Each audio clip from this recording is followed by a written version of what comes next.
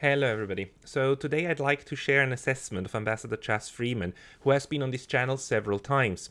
On February 22nd, Ambassador Freeman gave the following remarks entitled The End of Peace in Europe and the Western Dominated World Order to an international conference on ending the disaster in Ukraine, organized by Radio Roma News TV.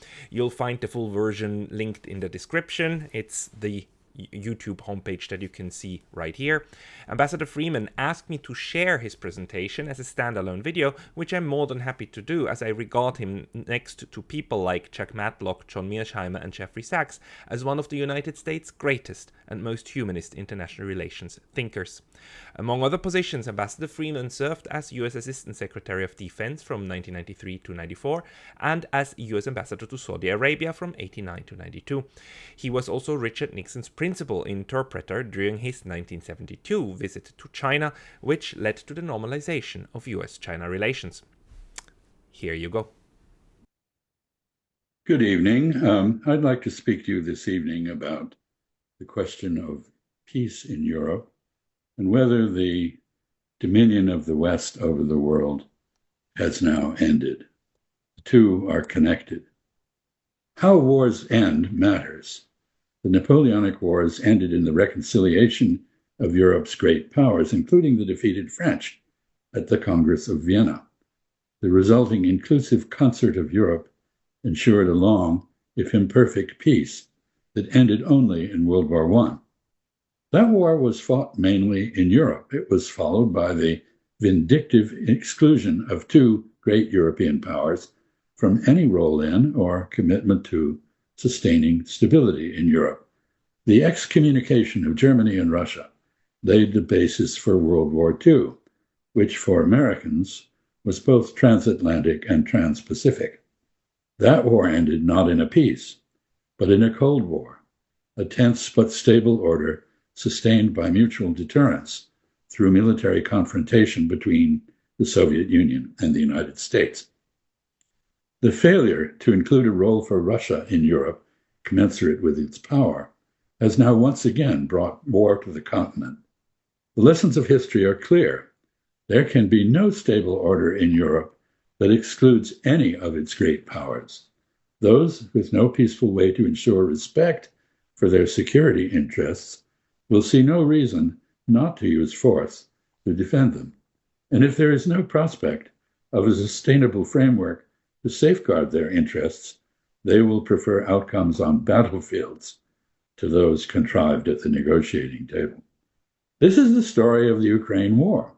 After nearly 3 decades of indifference and rejection of Russian security concerns by the United States and NATO, Russia issued an ultimatum demanding negotiations on 3 of these concerns.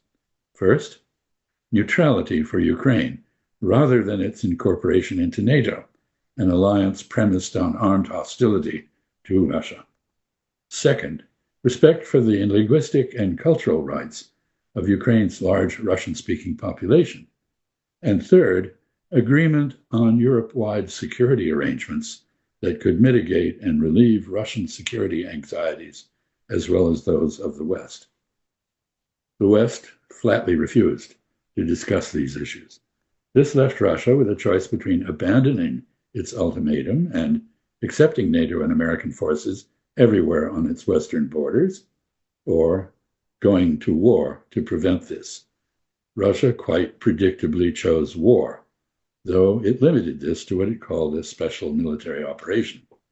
Russia's invasion of Ukraine was followed within weeks by a draft treaty in which Ukraine agreed to meet the basic Russian requirements. But the West was more interested in isolating and weakening Russia than in a ceasefire. It persuaded Ukraine to repudiate what it had agreed to. The Ukraine war is now about to enter its 4th year. It has been catastrophic for Ukraine and humiliating for the West. Ukraine is on its last legs, depopulated, deindustrialized, depleted of military manpower, shorn of its democracy, bankrupt, and territorially reduced.